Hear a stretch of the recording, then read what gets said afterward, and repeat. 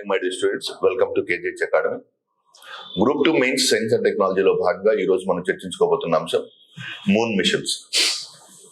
ఇటీవల కాలంలో చంద్రుడి మీదకి అనేక రకాలైనటువంటి స్పేస్ క్రాఫ్ట్ ని లేదా అనేక రకాలైనటువంటి మిషన్స్ ని వేర్వేరు దేశాలు ప్రయోగిస్తున్నాయి. ఆ నేపథ్యంలో each and every moon mission towards the space, okay, చంద్రుడి వైపుగా ప్రయోగించినటువంటి అనేక రకాలైనటువంటి మిషన్స్ చాలా చాలా important for your examination point of view.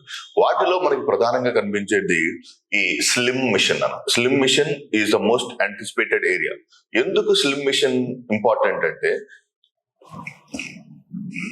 SLI, soft landing for investigating on moon. SLIM mission ని మనం ఏ విధంగా చదువుకోవాలి, ఎందుకు ఇంపార్టెంట్ అంటే SLIM mission is the machine which has been successfully landed on the surface of moon. చంద్రుని యొక్క ఉపరితలంపై సాఫ్ట్ ల్యాండ్ అయినటువంటి మిషన్ కాల్డ్ స్లిమ్. కానీ ఈ స్లిమ్ మిషన్ అనేది చంద్రుని యొక్క ఉపరితలంపై ల్యాండ్ అయింది, కానీ అది పూర్తి స్థాయిలో తన యొక్క శక్తి సామర్థ్యాలను పొందలేకపోయింది. సో వాట్ ఆర్ ద అది ఓన్లీ కేవలం 1 గంట పాటు మాత్రమే పనిచేసింది. ఆ నేపథ్యంలో చంద్రయాన్ 3కి స్లిమ్ మిషన్ కి మరియు ల్యూపెక్స్ మిషన్ ఇండియా మరియు జపాన్ సంయుక్తంగా అభివృద్ధి చేయాలని ఆశిస్తున్నటువంటి ల్యూపెక్స్ మిషన్ కి ఈ అన్ని అంశాల పట్ల మనం ఒక పూర్తి స్థాయిలో అవగాహన కలిగి ఉండాల్సిన అవసరం ఎంతైనా ఉంది. సో మీరు ఒక్కసారి జాగ్రత్తగా అర్థం చేసుకుంటాం. 2023లో జరిగినటువంటి 2023 డిసెంబర్లో ఇప్పుడు జరిగిన ఈ వెటర్నరీ అసిస్టెంట్ ఎగ్జామ్స్ లో సైన్స్ అండ్ టెక్నాలజీకి సంబంధించినటువంటి క్వశ్చన్స్ చాలా డెప్త్ క్వశ్చన్స్ అడగడం జరిగింది. ఈ టాపిక్ ఇప్పుడు చెప్పడానికి ప్రధాన కారణం ఏంటంటే ఈ ఏరియాలో మీకు చాలా రకాలైనటువంటి డైనామిక్ టాపిక్స్ ఉంటాయి అన్నమాట. వాటిని మీరు పూర్తి స్థాయిలో అర్థం చేసుకొని కానీ చేయగలిగితే చాలా అద్భుతంగా మీరు వాటిని పెర్ఫామ్ చేయగలరు. Okay, so current science and technology అంటేనే majority of the topics are from the current affairs. So current related topics మీద ఎక్కువ ఫోకస్ పెడుతూ కనుక మీరు సైన్స్ అండ్ టెక్నాలజీని సమగ్రంగా చదువుకోగలిగితే దాని ద్వారా మీకు చాలా విస్తృతమైనటువంటి అవగాహన, విస్తృతమైనటువంటి వైడర్ స్కోప్ ఉంటుంది అన్నమాట. సో అది మాత్రం మీరు డెఫినెట్ గా గుర్తుపెట్టుకోవాలి. ఫర్ ఎగ్జాంపుల్ గ్రూప్ 2 మెయిన్స్ 75 మార్కుల్లో కనీసం 40 నుంచి 45 క్వశ్చన్స్ కరెంట్ టాపిక్స్ నుంచి వస్తాయని ఆశించవచ్చు అనమాట. సో ఎంత ఎఫెక్టివ్ గా మీరు కరెంట్ రిలేటెడ్ టాపిక్స్ మీద మీరు సాధించగలుగుతారో అంత అద్భుతంగా మీరు ఈ ఎగ్జామ్ లో ఎక్కువ మార్క్స్ స్కోర్ చేయగలరు. ఓకే, సో అందుకని ఈ ల్యూనార్ మిషన్స్ కి సంబంధించినటువంటి టాపిక్స్ చాలా ఇంపార్టెంట్. ల్యూనార్ మిషన్స్ కి సంబంధించిన టాపిక్ అంటే ఓన్లీ దాన్ని మాత్రమే చదవటం కాదు. ఫర్ ఎగ్జాంపుల్ ఏదైనా ఒక మిషన్ చంద్రయాన్ 3ని మాత్రమే చదవటం కావచ్చు, లేదా బేర్ షీట్ మాత్రమే చదవటం కాదు, లేకపోతే స్లిమ్ మిషన్ చదవడం మాత్రమే కాదు, దానికి సంబంధించిన పూర్తి సమగ్రమైనటువంటి సమాచారాన్ని విశ్లేషించడం, దాన్ని కంపారిటివ్ స్టడీలో చదివితే మాత్రం 2 అడ్వాంటేజెస్ ఉంటాయి. ఎగ్జామినర్ ట్రెండ్ అనుగుణంగా మీరు ప్రిపేర్ అయినట్టు. నెంబర్ 2, ఎప్పుడైతే మీరు ఆ ఎగ్జామ్ ని సమగ్రంగా చదువుతూ వెళ్తారో, ఎప్పుడైతే ఆ కాన్సెప్ట్ ని సమగ్రంగా చదువుతూ వెళ్తారో దాని ద్వారా మీకు చాలా వాస్ట్ అమౌంట్ ఆఫ్ ఇన్ఫర్మేషన్ లభించే అవకాశం కలుగుతుంది. సో సెకండ్ థింగ్ ఏంటంటే అసలు అట్లా కంపారిజన్ చేసుకొని చదివినప్పుడు మీకు లైఫ్ లో మర్చిపోరు అన్నమాట. అందుకని మీరు సాధ్యమైనంత వరకు science and technology related topics మీరు చదవాలనుకున్నప్పుడు మీరు ప్రత్యేకించి ఈ స్పేస్ కావచ్చు, మిగతా ఏరియాస్ లో సాధ్యమైనంత వరకు దానికి సంబంధించినటువంటి కరెంట్ టాపిక్స్ ని ఇంటిగ్రేట్ చేసుకుంటూ లేదా సమగ్రంగా లేదా ఇంటర్ కనెక్ట్ చేసుకుంటూ చదివితే మాత్రం మీకు చాలా చాలా ఎక్కువ స్కోప్ ఉంటుంది. సో లెట్ us see అసలు స్లిమ్ మిషన్ కి సంబంధించినటువంటి టాపిక్ ని మనం ఈ రోజు డిస్కస్ చేసుకుంటున్నాం. What is this SLIM mission అంటే, స్లిమ్ మిషన్ జపాన్ దేశానికి చెందినటువంటి ఈ స్పేస్ క్రాఫ్ట్ పేరు SLIM, smart lander for investigating moon. Okay, so what is SLIM? Smart lander for investigating moon. చంద్రుని యొక్క ఉపరితలాన్ని అధ్యయనం చేయడం కోసం, గెటింగ్ మై పాయింట్. చంద్రుని యొక్క ఉపరితలాన్ని అధ్యయనం చేయడం కోసం జపాన్ దేశానికి చెందినటువంటి అంతరిక్ష పరిశోధన సంస్థ అయినటువంటి JAXA, Japan aerospace exploration agency, Japan aerospace exploration agency అయినటువంటి JAXA ప్రయోగించినటువంటి మిషన్ పేరు slim. What is the slim? Slim full form ఏంది? Smart lander for investigating moon. So ఈ smart lander for investigating moon అనేది ఒక ఇండివిజువల్ ప్రాజెక్ట్ కాదు. దీన్ని XRISM machine తో పాటుగా దీన్ని లాంచ్ చేశారు. నన్ను జాగ్రత్త అర్థం చేసుకోండి, సమగ్రంగా అర్థమైతే ఆ కాన్సెప్ట్ మీకు ఎప్పటికీ మిస్ అవుతుంది. స్లిమ్ మిషన్ గురించి మనం చదవాలంటే ఫస్ట్ మనకి XRISM ప్లస్ స్లిమ్ మిషన్ ని కలిపి అధ్యయనం చేసుకోవాలి. XRISM plus SLIM. What is XRISM? X-ray imaging and spectroscopy mission. X-ray imaging and spectroscopy machine.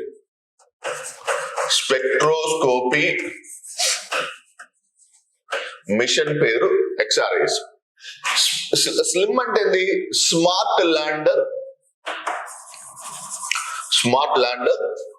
For investigating moon. Smart lander for investigating moon. చంద్రుని యొక్క ఉపరితలంపై అధ్యయనం చేయడానికి లాంచ్ చేసిన మిషన్ పేరు స్లిమ్. యాజ్ వెల్ యాజ్ అంతరిక్షంలో ఉన్నటువంటి ఖగోళ రహస్యాలు తెలుసుకోవడానికి ప్రయోగించినటువంటి మిషన్ పేరు XRISM. ఈ రెండింటిని కలిపి జాక్సా ఒక స్పేస్ క్రాఫ్ట్ ద్వారా, ఒక రాకెట్ ద్వారా ప్రయోగించింది. సెప్టెంబర్ 6, 2023 ఎప్పుడు ప్రయోగించారన్నా? September 6,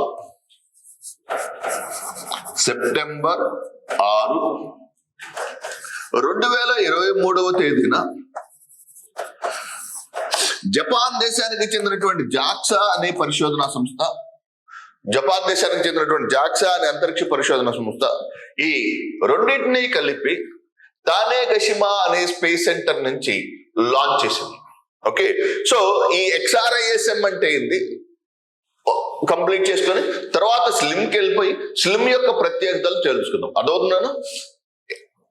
JAXA Japanese aerospace exploration agency అయినటువంటి జాక్సా స్లిమ్ మరియు XRISM అనే మిషన్లను సెప్టెంబర్ 6, 2023 ప్రయోగించింది. ఎక్కడి నుంచి ప్రయోగించింది? జపాన్ దేశానికి చెందినటువంటి లాంచ్ స్టేషన్ అయినటువంటి తనేగషిమా లాంచ్ స్టేషన్ నుంచి ఈ జాక్సా వీటిని ప్రయోగించింది. ఎప్పుడైతే తనేగషిమా నుంచి వీటిని ప్రయోగించిందో ఈ XRISM మరియు స్లిమ్ మిషన్ల ద్వారా అంతరిక్షంలో ఉన్నటువంటి అనేక రకాలైనటువంటి రహస్యాలను తెలుసుకోవడానికి ప్రయోగించినటువంటి XRISM మరియు చంద్రుడి యొక్క ఉపరితలంపై ఉన్నటువంటి డైనమిక్ ఈవెంట్స్ గురించి తెలుసుకోవడానికి స్లిమ్ మిషన్ ని నాసా ప్రయోగించింది. ఈ XRISM గురించి చెప్పుకుంటాం. What is XRISM? X-ray imaging and spectroscopy mission. XRISM అంటే X-ray imaging and spectroscopy mission. X-ray imaging and spectroscopy mission. ఈ X-ray imaging and spectroscopy mission ప్రధానంగా యూరోపియన్ స్పేస్ ఏజెన్సీ, నాసా మరియు జాక్సాలు సంయుక్తంగా అభివృద్ధి చేసింది.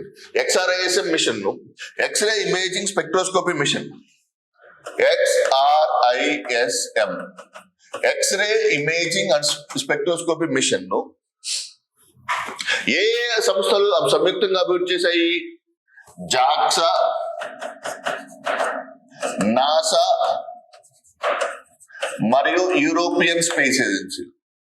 జాక్సా, నాసా మరియు యూరోపియన్ స్పేస్ ఏజెన్సీలు సంయుక్తంగా అభివృద్ధి చేశాయి. ఓకే, జపాన్ దేశానికి చెందినటువంటి జాక్సా, ఐరోపా సమాఖ్యకు చెందినటువంటి యూరోపియన్ స్పేస్ ఏజెన్సీ మరియు అమెరికా దేశానికి చెందినటువంటి నాసా, ఈ 3 సంస్థలు కలిపి అభివృద్ధి చేసినటువంటి మిషన్ పేరు XRISM మిషన్. దీనిని జపాన్లోని తనేగషిమా, జపాన్లోని ఏ స్పేస్ సెంటర్ నుంచి లాంచ్ చేశారు? తనేగషిమా స్పేస్ సెంటర్ నుంచి.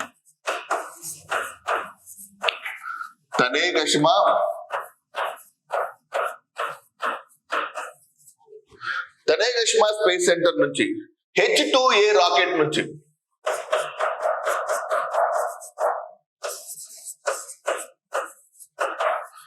H2A రాకెట్ నుండి ప్రయోగించారు. ఓకే, సో H2A అనే వాహక నౌక నుంచి తనేగషిమా అనే లాంచింగ్ స్టేషన్ నుంచి ఈ సెప్టెంబర్ 6, 2023 ఈ XRISM మిషన్ ని స్లిమ్ తో పాటు కలిపి ప్రయోగించారన్నమాట. సో ఇది ఏం చేస్తుందంటే నక్షత్రాలు, కృష్ణ బిలాల నుంచి విడుదలయ్యేటువంటి అత్యంత శక్తివంతమైన కాంతి పుంజాలను అధ్యయనం చేస్తుంది. సో ఎవరిని అధ్యయనం చేస్తున్నా? నక్షత్రాల నుంచి మరియు కృష్ణబిలాల నుంచి విడుదలయ్యే అత్యంత శక్తివంతమైన కాంతి పుంజాలను అధ్యయనం చేసేటువంటి మిషన్ పేరు XRIS. ఓకే, ఎవరిని అధ్యయనం చేస్తున్నారా? నక్షత్రాల నుంచి మరియు కృష్ణబిలాల నుంచి విడుదలయ్యే, నక్షత్రాలు మరియు కృష్ణబిలాల నుంచి విడుదలయ్యే అత్యంత శక్తివంతమైన కాంతి పుంజాలను అధ్యయనం చేయటానికి, నక్షత్రాల నుంచి విడుదలయ్యేటువంటి అత్యంత శక్తివంతమైన కాంతి పుంజాలు అంటే ఏం చెప్పొచ్చు? ఎక్స్రే తరంగాలు కావచ్చు, యూవి తరంగాలు కావచ్చు, ఇన్ఫ్రారెడ్ తరంగాలు కావచ్చు, ఆ దృగ్గోచర కాంతి కావచ్చు, అన్నిటినీ అధ్యయనం చేస్తుంది అనమాట. ఓకే, ఈవెన్ కృష్ణబిలాలు, బ్లాక్ హోల్స్ నుంచి విడుదలయ్యేటువంటి అనేక రకాలైనటువంటి శక్తివంతమైనటువంటి కాంపోనెంట్స్ నుంచి ఇది విడుదలవుతుంది. సో దీంతో పాటుగా slim. What is SLIM? Smart lander for investigating moon. Okay, so అర్థమైందా? సో ఒక స్పేస్ క్రాఫ్ట్, ఒక రాకెట్ లో, ఓకే, H2A అనే రాకెట్ నుంచి, H2A అనే రాకెట్ లో ఎవరెవరిని పెట్టారు? XRISM అనే మిషన్ పెట్టారు. నెంబర్ 2 స్లిమ్ అనే మిషన్ ని ప్రయోగించారు. XRISM అనే మిషన్ ని మరియు స్లిమ్ అనే మిషన్ ని కలిపి తనేగషిమా స్పేస్ సెంటర్ నుంచి ప్రయోగించారు. తనేగషిమా స్పేస్ సెంటర్ ఎక్కడ ఉంది? జపాన్ లోని తనేగషిమా స్పేస్ సెంటర్ నుంచి ఈ XRISM మరియు స్లిమ్ అనే వాటిని ప్రయోగించారు. ఎప్పుడైతే తనేగషిమా నుంచి ప్రయోగించినటువంటి XRISM మరియు స్లిమ్లు ప్రయోగించారు, XRISM దేనికోసం ఉద్దేశించిందని చెప్తున్నాము? అంతరిక్షంలోని నక్షత్రాలు మరియు కృష్ణబిలాల నుంచి విడుదలయ్యే అత్యంత శక్తివంతమైన కాంతి పుంజాలను అధ్యయనం చేయడానికి XRISM, X-ray imaging spectroscopy mission అనేటువంటి XRISM ఏం చేస్తుంది? నక్షత్రాలు మరియు కృష్ణబిలాల నుంచి విడుదలయ్యే అత్యంత శక్తివంతమైనటువంటి కాంతి పుంజాలను అధ్యయనం చేస్తుంది. సో ఇది యాక్చువల్ గా అత్యంత విచిత్రమైన విషయం ఏంటంటే, జపాన్ బాగా అభివృద్ధి చెందిన దేశం అని మనం చెప్పుకున్నాం కదా. జపాన్ ప్రపంచంలోనే టెక్నాలజికల్ గా ఎమర్జ్ అయినటువంటి దేశాల్లో ఒక దేశంగా పిలువబడుతున్నటువంటి జపాన్ అంతరిక్షంలో ఒక ఆస్ట్రోనామికల్ టెలిస్కోప్ ని ప్రయోగించడానికి ఇది ఎన్నో ప్రయత్నంలో ప్రయోగించిందో తెలుసా? 4వ ప్రయత్నంలో. అంటే దీనికి ముందు 3 సార్లు ప్రయత్నించి వైఫల్యం చెందింది. మరి ఇస్రో 2017లోనే తన తొలి ప్రయత్నంలోనే విజయవంతంగా ఆస్ట్రోసాట్ ను ప్రయోగించింది. ఇప్పుడు చెప్పండి, ఎవరు గొప్ప? సో ఇక్కడ పాయింట్ ఏంటంటే, ఒక్కసారి ఫెయిల్ అయింది, ఓకే, రెండోసారి ఫెయిల్ అయింది, మూడోసారి ఫెయిల్ అయింది, 4వసారి ఫెయిల్. ఇక్కడ అర్థం చేసుకోవాల్సింది ఏంటంటే, ఇండియా సైన్స్ లో సుప్రీం, వాళ్ళు టెక్నాలజీలో సుప్రీం. అందువల్ల మనం we are very strong in science. వాటి యొక్క అనువర్తనాల మీద వాళ్ళు డెవలప్ అయి ఉండొచ్చు, కానీ పునాదులు, మన కుటుంబ వ్యవస్థ ఎలా బలంగా ప్రపంచవ్యాప్తంగా ఉంటుందో అలాగే ఎంత బలంగా ఉంటుందని ప్రపంచం అంతా నమ్ముకుంటుందో, భారతదేశానికి చెందినటువంటి విద్యార్థులు కావచ్చు, భారతదేశానికి చెందిన యువత కావచ్చు, భారతదేశానికి చెందిన మానవ వనరులు సైన్స్ లో అంత స్ట్రాంగ్ ఉంటారు. ప్రపంచం అంతా నమ్మిన దానికి ప్రధాన కారణం ఆస్ట్రోసాట్ తన మొదటి ప్రయోగంలో విజయవంతం అవుతుంది.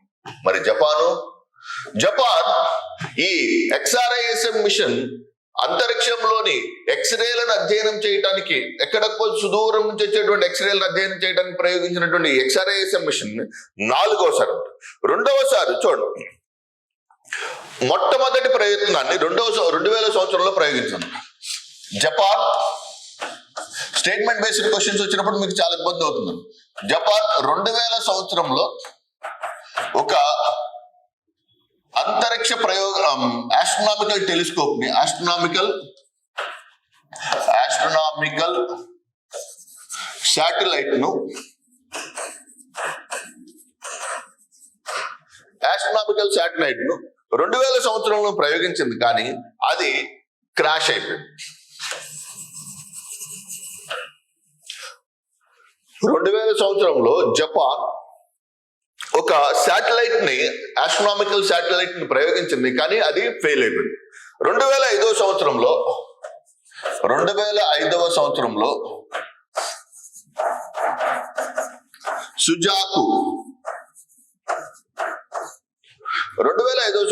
సుజాకు అనే స్పేస్ క్రాఫ్ట్ ని ప్రయోగించారు. ఆ సుజాకు కూడా వైఫల్యం చెందింది.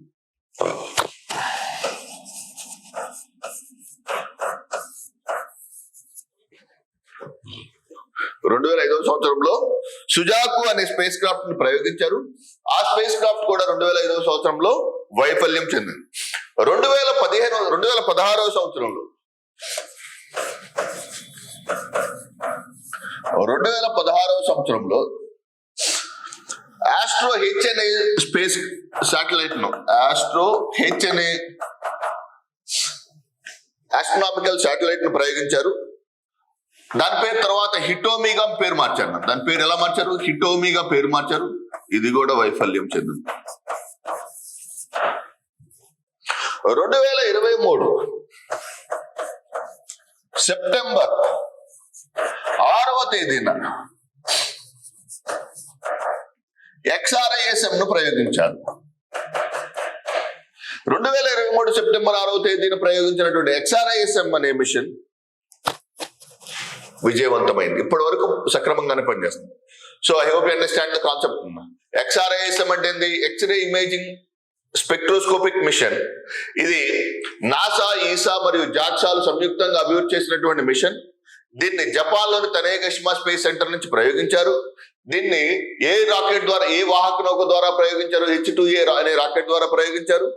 ఇది నక్షత్రాలు మరియు కృష్ణబిలాల నుంచి విడుదలయ్యేటువంటి అత్యంత శక్తివంతమైనటువంటి కాంతి పుంజాల నుంచి శక్తిని స్వీకరిస్తుంది, గమనిస్తుంది. ఓకే, ఇది దీనికి సంబంధించింది. జపాన్ తన 4వ ప్రయత్నంలో, అర్థమవుతుందా మై డియర్ ఫ్రెండ్స్? జపాన్ తన యొక్క 4వ ప్రయత్నంలో ఈ మిషన్ ను ప్రయోగించింది. ఆ ముందు 3 ప్రయత్నాలు ఎప్పుడెప్పుడు జరిగినాయి. 2000 సంవత్సరంలో ఒక రాకెట్ ను ప్రయోగించింది, ఆస్ట్రోనామికల్ శాటిలైట్. అది వైఫల్యం చెందింది. 2005వ సంవత్సరంలో సుజాకు అనే ఒక ఆస్ట్రోనామికల్ శాటిలైట్ ను ప్రయోగించారు. అది వైఫల్యం చెందింది. 2016వ సంవత్సరంలో ఆస్ట్రో హెచ్, తర్వాత దాని పేరు హిటోమిగా పేరు మార్చారు. అది కొంతకాలం, అంటే జస్ట్ కొన్ని గంటలు పనిచేసి అది వైఫల్యం చెందింది. 2013 సెప్టెంబర్ 6వ తేదీన XRISM అనే ఒక మిషన్ ప్రయోగించారు. అది మాత్రం ఇప్పటి వరకు పనిచేస్తూ ఉంది. సో చూద్దాం అది భవిష్యత్తులో ఎంతవరకు పనిచేస్తుందో. అయితే విషయం ఏంటంటే 2016-17 సంవత్సరాల్లోనే ఇస్రో తన మొట్టమొదటి ఆస్ట్రోనామికల్ టెలిస్కోప్ అయినటువంటి ఆస్ట్రోనామికల్ శాటిలైట్ అయినటువంటి ఆస్ట్రోసాట్ ని 2016 లేదా 2017 సంవత్సరంలో ప్రయోగించింది. So with that you can understand ఇవి ఎంత శక్తివంతమైనటువంటి, అంటే ఇండియా మొదటి ప్రయత్నంలోనే, అంటే ఇండియాతో ఎందుకు కంపేర్ చేయాలంటే కంపల్సరీ కంపేర్ చేయాలి. ఎందుకనంటే ఫైనాన్షియల్ రిసోర్సెస్ చాలా లిమిటెడ్, మానవ వనరులు చాలా మంది బ్రెయిన్ డ్రైన్ అవుతుంది. అంటే అత్యంత బ్రైట్ మైండ్స్ అందరూ బీటెక్ చేసి అమెరికా వెళ్ళిపోతున్నప్పటికీ ఇంకా డెడికేటెడ్ గా ఉన్నటువంటి intellectual people still in ISRO. ఆర్థిక వనరులు సంక్లిష్టంగా ఉన్నాయి, మానవ వనరులు పరిమితులు అయినప్పటికీ ఏదైనా ఒక ప్రయోగం తీసుకోండి, మన మార్క్ ప్రబలంగా లేదా గణనీయంగా చూపించడంలో ఇస్రో ఎప్పుడు ముందు ఉంటుందని చెప్పడానికి ఆస్ట్రోనామికల్ శాటిలైట్ ని చెప్పొచ్చు. సరే, లెట్ us see అసలు స్లిమ్ కి చంద్రయాన్ 3కి ఉన్నటువంటి కంపారిజన్ చూస్తే అప్పుడు మీకు ఇంకా బాగా అర్థమవుతుంది అసలు ఇస్రో ఎంత గొప్పదని. సో స్లిమ్ అంటే ఏం చెప్తున్నాం? What is SLIM? Smart lander for investigating moon. So what is the smart lander for investigating moon? So smart lander for investigating moon ఇది మనకేం చెప్తుందంటే చంద్రుని యొక్క ఉపరితలంపై సురక్షితంగా దిగినటువంటి 5వ దేశంగా దీంతో జపాన్ మిగిలింది. ఎన్నో దేశం అయింది? 5వ దేశం. మొట్టమొదటిది Russia, USSR, number 2 China, number 2 USA, number 3 China, number 4 India, number 5 Japan. అయితే ఇది దక్షిణ ధ్రువం మీద దిగలేదు. ఇప్పటి వరకు దక్షిణ ధ్రువంపై స్పేస్ క్రాఫ్ట్ విజయవంతంగా సాఫ్ట్ ల్యాండ్ చేసినటువంటి ఏకైక దేశం ఇండియా ఇప్పటి వరకు, ఈవెన్ టిల్ డేట్. సో ఈ స్లిమ్ కి చంద్రయాన్ 3కి కంపారిజన్ చేస్తే మీకు స్లిమ్ కన్నా చంద్రయాన్ 3 ఎంత గొప్పదో అర్థమవుతుంది. Number 1 slim smart lander for investigating moon. ఇది ఓన్లీ కేవలం 590 కేజీల బరువు కలిగినటువంటి space craft. Smart lander for investigating moon కేవలం 590 కేజీల బరువు కలిగినటువంటి చిన్న స్పేస్ క్రాఫ్ట్. చిన్నదని ఎలా చెప్తావు? పక్కన గీత ఉంటేనే కదా చిన్నదా పెద్దదా అని చెప్పాడు. పక్కన గీత పేరు చంద్రయాన్ 3. చంద్రయాన్ 3 యొక్క బరువు ఎంత గెస్ చేయగలరా? చంద్రయాన్ 3 యొక్క బరువు 3900 కేజీలు. దీన్ని బట్టి చెప్పండి. సో ఏది చాలా శక్తివంతమైనది? స్లిమ్ శక్తివంతమైనదా? Or else in the case of ఈ చంద్రయాన్ 3 శక్తివంతమైనది? డెఫినెట్లీ చంద్రయాన్ 3. నెంబర్ 2, స్లిమ్ ని ఏ వాహకం ఒక తీసుకెళ్ళిందని చెప్పుకున్నాం? స్లిమ్ ను H2A రాకెట్ ద్వారా ప్రయోగించారు. What is the rocket used in slim? H2A rocket. Whereas in the case of slim కి దీంట్లో LVM-3 బాహుబలి రాకెట్ గా పిలువబడేటువంటి GSLV MK3. One second. GSLV MK3 దీంట్లో ప్రయోగించాడు. GSLV MK3 ద్వారా దీన్ని ప్రయోగించాడు. నెంబర్ 3, ఇది 590 కేజీల బరువు గల ఈ స్పేస్ క్రాఫ్ట్ శివోలి క్రేటర్ దగ్గర సాఫ్ట్ ల్యాండ్ అయింది. ఏ క్రేటర్ దగ్గర సాఫ్ట్ ల్యాండ్ అయింది? శివోలి క్రేటర్ దగ్గర సాఫ్ట్ ల్యాండ్ అయింది ఈ slim. వేరాజ్ in the case of Chandrayaan 3 చంద్రుని యొక్క దక్షిణ ధ్రువం వద్ద సాఫ్ట్ ల్యాండ్ అయింది ఈ చంద్రయాన్ 3. నెక్స్ట్, ఇవి main comparisons between. Next, another important difference is ఇది అత్యంత ట్రెడిషనల్ మరియు స్లో మెథడ్ లో అత్యల్ప కాలం ప్రయాణించింది. చూడండి, సెప్టెంబర్ లో ఎప్పుడో ప్రయోగిస్తే జనవరి 19, 2024 లాంచ్ అయింది. September, October, November, December, January, almost we can say more than 5 months. 5.5 నెలలు, 150 రోజులకు పైగా, 160 రోజులు ఇది అంతరిక్షంలో ప్రయాణిస్తూ చంద్రునికి దగ్గరగా చేరింది. చంద్రుని యొక్క ఉపరితలంపై ల్యాండ్. కానీ whereas in the case of Chandrayaan 3 ఉపయోగించినటువంటి ఆర్బిటర్ పేరు ఏం పేరు తెలుసా? మెథడ్ పేరు Hohmann transfer orbit. HOHMANN transfer orbit. ఏ ఆర్బిట్ ద్వారా వెళ్తున్నారా? హాఫ్మ్యాన్ ట్రాన్స్ఫర్ ఆర్బిట్ అనేటువంటి అత్యంత సాంప్రదాయమైనటువంటి ఆర్బిటే. కానీ చాలా తక్కువ సమయంలో మనం ప్రయోగించినటువంటి 2.5 నెలల్లోనే అది చంద్రుని యొక్క ఉపరితలం పైకి సాఫ్ట్ ల్యాండ్ అవటం మనం గమనించవచ్చు అనమాట. So what I want to convey is, అత్యంత ప్రాచీన టెక్నాలజీ అంటే అత్యంత సాంప్రదాయమైన టెక్నాలజీని ఉపయోగించింది ఎవరు? స్లిమ్. ఓకే, చాలా వేగంగా ఇంధనాన్ని వినియోగించుకుంటూ వేగంగా చంద్రుని యొక్క ఉపరితలంపై చేరినటువంటి మిషన్ అంటే ఏం చెప్పవచ్చు? చంద్రయాన్. సో ఈ స్లిమ్ కి సంబంధించినటువంటి ఇంకొన్ని మిషన్లు ఏంటంటే, ఈ స్లిమ్ మిషన్ ద్వారా జపాన్ చంద్రుని యొక్క ఉపరితలంపై సాఫ్ట్ ల్యాండ్ అయినటువంటి 5వ దేశంగా జపాన్ అవతరించింది. ఏం చెప్పుకున్నాను? చంద్రుని యొక్క ఉపరితలంపై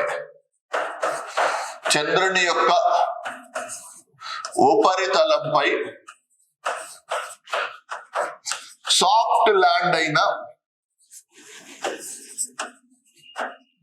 5వ దేశం. చంద్రుని యొక్క ఉపరితలంపై సాఫ్ట్ ల్యాండ్ అయినటువంటి ఈ 5వ దేశం ఎలా మిగిలిన what are the other 4 countries అంటే, నెంబర్ 1 అప్పటి USSR, USA, చైనా, ఇండియాల తర్వాత చంద్రునిపై సాఫ్ట్ ల్యాండ్ అయినటువంటి 5వ దేశంగా జపాన్ ల్యాండ్ అయింది. 5వ దేశంగా ఏ మిషన్ ద్వారా జపాన్ 5వ దేశంగా ఘనతను సాధించిందంటే స్లిమ్ అనే మిషన్ ద్వారా. What is SLIM? Smart lander for investigating on moon. ఎప్పుడు ల్యాండ్ అయింది స్లిమ్ మిషన్? జనవరి 19, 2024 సంవత్సరం. 2024 సంవత్సరం జనవరి 19న చంద్రుని యొక్క ఉపరితలంపై సాఫ్ట్ ల్యాండ్ అవటం మనం గమనించవచ్చు అనమాట. సో ఇది దీంతో పాటుగా అయితే మరి ప్రతి ఒక్క మిషన్ లో కొన్ని ప్రత్యేకతలు ఉంటాయి. ఈ మిగిలిన 4 దేశాలు సాధించింది ఈ స్లిమ్ మిషన్ ఎలా సాధించిందంటే, జస్ట్ ఇది ల్యాండ్ అవ్వాలని నిర్దేశించుకున్న ప్రదేశం జస్ట్ 100 meters అన్నమాట. 100 meters అంటే ఎలా ఉంటుందంటే, చూడండి, ఫర్ ఎగ్జాంపుల్ ఇలా ఒక స్లిమ్ మిషన్ ఉందనుకున్నా. ఈ స్లిమ్ మిషన్ ఎక్కడో చోట ల్యాండ్ అవటం వేరు. ఎక్కడో చోట ల్యాండ్ అవటం అంటే అంటే ర్యాండమ్ గా ఏదో ఒక ప్లేస్ లో అది సాఫ్ట్ ల్యాండ్ అవటం మనం మిగిలిన 3-4 దేశాలు సాధించడం. అది అమెరికా కావచ్చు, చైనా కావచ్చు, ఇండియా కావచ్చు, రష్యా కావచ్చు. ఇవి ఏదో ఒక నిర్దిష్టమైన ప్రదేశం అంటే పెద్ద ప్లేస్ తీసుకుంటారు, ఆ ప్లేస్ లో ఎక్కడో చోట ల్యాండ్ అవుతుంది. అలా కాకుండా జస్ట్ 100 మీటర్ల రేడియస్ లోనే, అంటే అత్యంత తక్కువ ప్లేస్ ని సెలెక్ట్ చేసుకుని ఆ ప్లేస్ లోనే ల్యాండ్ అవుతుంది. అంటే ఫర్ ఎగ్జాంపుల్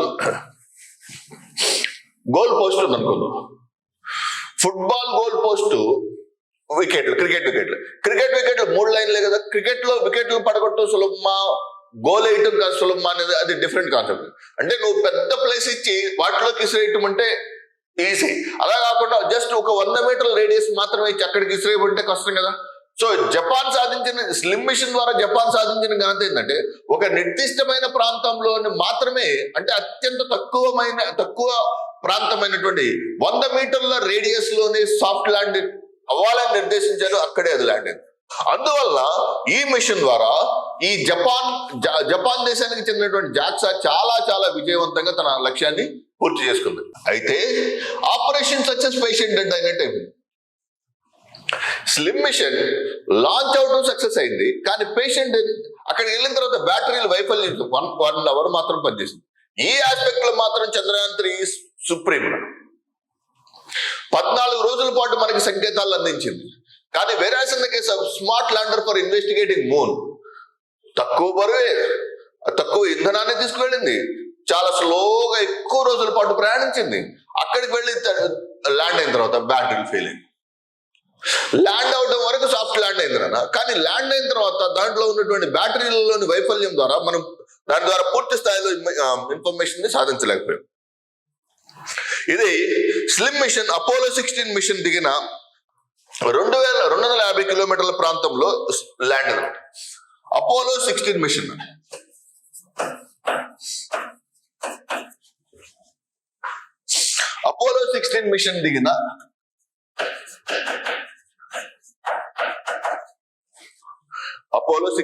దిగిన 250 కిలోమీటర్ల ప్రాంతంలో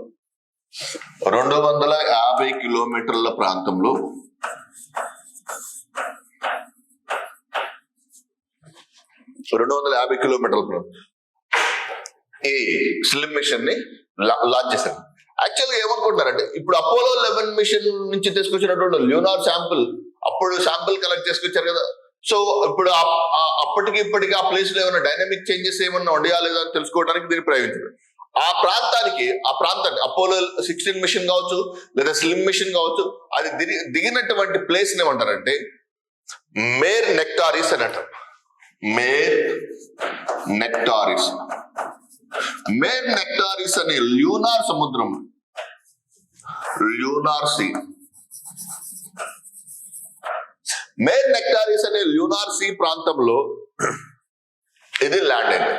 కానీ ఈ మేర్ నెక్టారిస్ అనేటువంటి ఈ ల్యూనార్ సీ లో మనకు కనబడేటువంటి అదర్ ఇంపార్టెంట్ ఆస్పెక్ట్స్ ఏంటంటే ఈ మేర్ నెక్టారిస్ అనేటువంటి ప్రాంతం వల్ల మనకి అనేక రకాలైనటువంటి డైనమిక్ చేంజెస్ ని గమనించవచ్చు.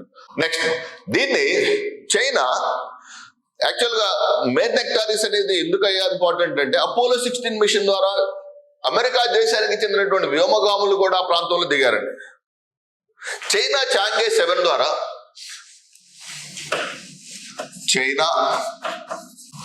చాంగే 7 ద్వారా చంద్రుని యొక్క దక్షిణ ధ్రువంపై ల్యాండ్ అవబోతుంది. చంద్రుని యొక్క దక్షిణ ధ్రువంపై చైనా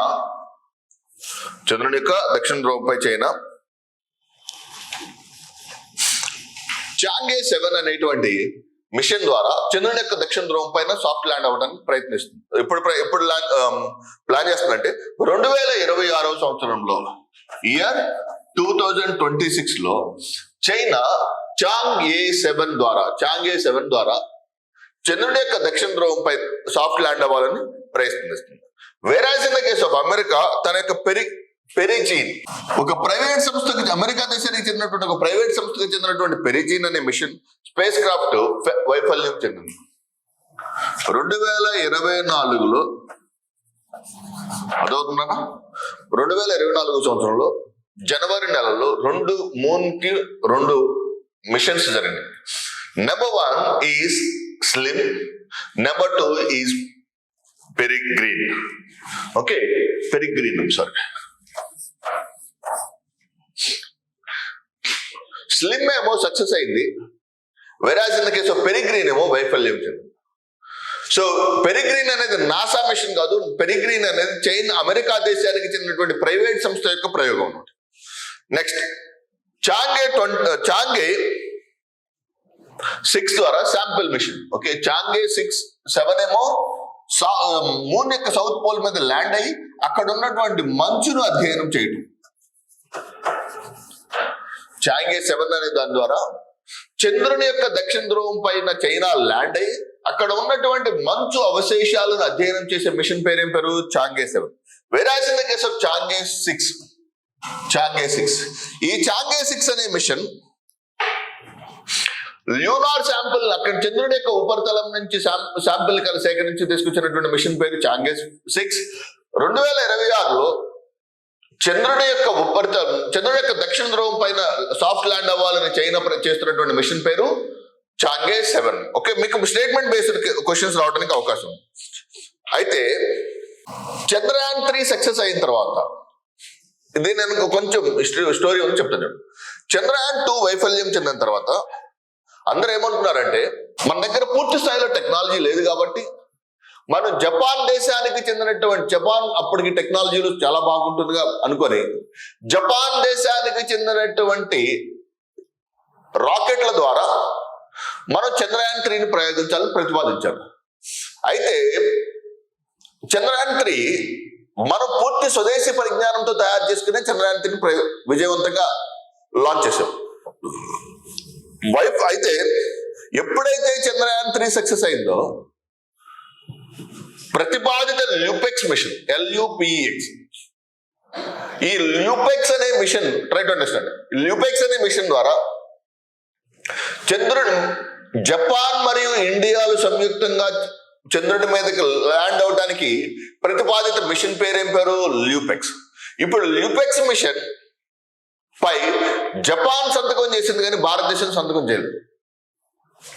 విషయం ఏంటంటే, భారతదేశానికి చంద్రుని యొక్క దక్షిణ ధ్రువం పైన సాఫ్ట్ ల్యాండ్ అయ్యే సామర్థ్యం కలిగినటువంటి భారతదేశం అటువంటి శక్తి Hohmann transfer orbit technology ద్వారా ఒక స్పేస్ క్రాఫ్ట్ ని చంద్రుడి యొక్క ఉపరితలం పైకి విజయవంతంగా ప్రయోగించినటువంటి భారతదేశానికి ఇక అంతరిక్ష రంగంలో చంద్రుడికి సంబంధించినటువంటి ప్రయోగాలకు సంబంధించినటువంటి అంశాల్లో తీసుకుంటే నాసా యొక్క సహకారం, లేదా ఈసా లేదా రాస్కాస్మాస్, జపాన్, చైనా, రష్యాకి చెందినటువంటి రాస్కాస్మాస్ సహకారం తీసుకుంటుందేమో కానీ నా వ్యక్తిగత అభిప్రాయం ప్రకారం ల్యూపెక్స్ మిషన్ అనేది మాక్సిమం సక్సెస్ కాకపోవచ్చు, మెటీరియలైజ్ కాకపోవచ్చు అనమాట.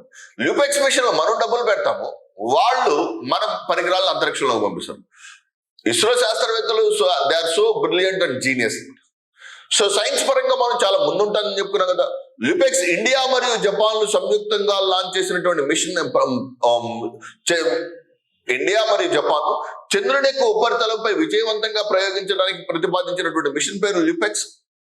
దీనిపై జపాన్ ఆమోదం తెలిపింది, కానీ భారతదేశం ఇంకా ఆమోదం తెలపాల్సిన అవకాశం ఉంది. భవిష్యత్తులో చంద్రయాన్ 4లో ఒకవేళ వీలైతే ల్యూపెక్స్ మిషన్ ని ఇన్వాల్వ్ చేయొచ్చేమో, కానీ as far as my knowledge and observation బట్టి చూస్తే ల్యూపెక్స్ మిషన్ మెటీరియలైజ్ అవడానికి అవకాశాలు లేవని అనుకుంటున్నాను. కానీ చూద్దాం, భవిష్యత్తులో ల్యూపెక్స్ మిషన్ చంద్రయాన్ 4లో భాగంగా భారత్ మరియు జపాన్లు దీన్ని లాంచ్ చేయడానికి అవకాశం ఉంటుంది. సో స్లిమ్ మిషన్ వైఫల్యం చెందడానికి గల ప్రధాన కారణాలు ఏంటి? స్లిమ్ మిషన్ వైఫల్యం చెందడానికి ప్రధానమైన కారణాలు, నెంబర్ 1, దాంట్లో ఉన్నటువంటి బ్యాటరీలు వైఫల్యం చెందడం వల్ల. ఎప్పుడైతే బ్యాటరీలు వైఫల్యం చెందినాయో దాంట్లో ఉన్నటువంటి సెన్సార్లు కావచ్చు, ఇన్స్ట్రుమెంట్స్ కావచ్చు, పరికరాలు వైఫల్యం చెంది, ఎప్పుడైతే ఈ పరికరాలు విజయవంతంగా పనిచేయలేదు, సో ఆటోమేటిక్ గా ఆ మిషన్ ఫెయిల్ అయింది. సో స్లిమ్ మిషన్ తో పాటుగా మనం అధ్యయనం చేయాల్సినటువంటి ఇంకొక స్పేస్ క్రాఫ్ట్ ల్యూనార్ 25.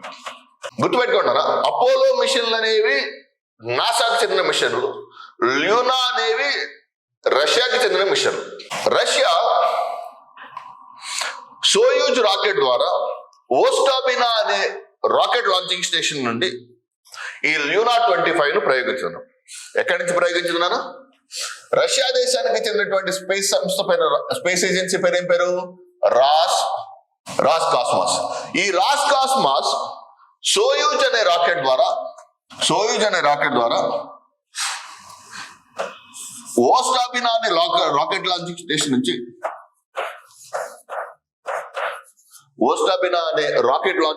నుంచి ఈ ల్యూనా 25 ను ప్రయోగించింది. అయితే వాస్తవానికి మనం గమనించి చూస్తే ఈ ల్యూనా 25 కూడా వైఫల్యం చెందింది. చూడండి, ల్యూనా 25 ఆల్సో ఫెయిల్డ్. ఓకే, ఇజ్రాయెల్ దేశానికి చెందినటువంటి బేర్ షీట్ కూడా వైఫల్యం చెందింది. ఇది ఎక్కడ సాఫ్ట్ ల్యాండ్ అవ్వాల్సింది? ల్యూనా 25 అనేది చంద్రుని యొక్క ఉపరితలంపై ఉన్నటువంటి బొగుస్లావి అనే క్రేటర్లో. ఏ క్రేటర్లోనన్నా? బొగుస్లావి. ఇప్పుడు మీరు జాగ్రత్త అర్థం చేసుకోండి, కంపారిజన్ చేసుకోండి. ల్యూనా 25, చంద్రయాన్ 3 మరియు స్లిమ్. మీకు చెప్పాను కదా, ఎప్పుడైతే కంపారిటివ్ అనాలిసిస్ ఉంటుందో అప్పుడు మీకు చాలా ఎక్స్ట్రాఆర్డినరీగా మీరు ఆన్సర్ చేయగలరు. Number 1, launch vehicle. What is the name of the launch vehicle? Luna 25 తీసుకెళ్ళినటువంటి లాంచ్ వెహికల్ పేరు సోయూజ్ రాకెట్. చంద్రయాన్ 3 ని GSLV MK3. స్లిమ్ ని తీసుకెళ్ళినటువంటి launching vehicle that has carried slim H2A rocket. Okay, Soyuz ఏ ప్రాంతంపై, చంద్రుని యొక్క ఏ ప్రాంతంపై దిగాలనుంది? బొగుస్లావి.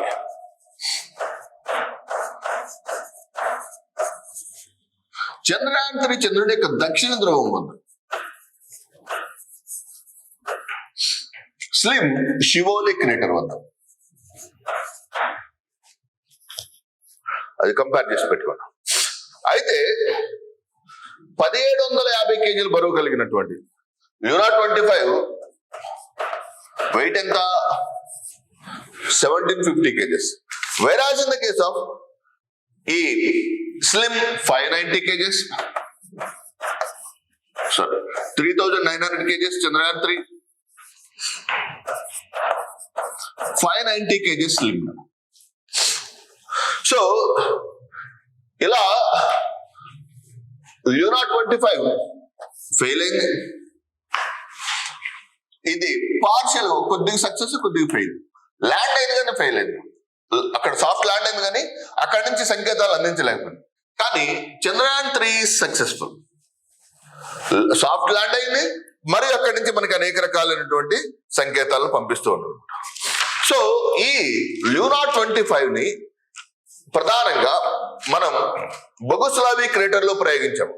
కానీ దీంట్లో రోబోటిక్ ఆర్మ్ ద్వారా 50 సెంటీమీటర్ల లోతులో ఉన్నటువంటి మట్టి యొక్క శాంపిల్స్ ని సేకరించి ఆ లోపల ఉన్నటువంటి మంచును అధ్యయనం చేయటమే ఈ ల్యూనా 25 యొక్క లక్ష్యం. ల్యూనా 25 యొక్క లక్ష్యం ఏందయ్యా అంటే, తన యొక్క రోబోటిక్ ఆర్మ్ ను ఉపయోగించి చంద్రుని యొక్క ఉపరితలం నుంచి 50 సెంటీమీటర్ల లోతులో భూమిని తవ్వి శాంపిల్స్ కలెక్ట్ చేసి లోపల ఉన్నటువంటి మంచుకు సంబంధించినటువంటి అవశేషాలను అధ్యయనం చేయటమే ఈ ల్యూనా 25 యొక్క ప్రధాన లక్ష్యం. ఎప్పుడైతే లోపల ఉన్నటువంటి మంచును అధ్యయనం చేస్తుందో అక్కడ ఉన్నటువంటి రాక్ శాంపిల్స్ తెలుసుకోవడానికి ఇది ఎంతగానో దోహదం చేస్తుందన్నమాట. ఓకే, ఇది దీనికి సంబంధించినటువంటి కంపారిజన్. సో చైనా 2013 మరియు 18 సంవత్సరాల్లో చంద్రుడి మీదకి సాఫ్ట్ ల్యాండ్ అయింది.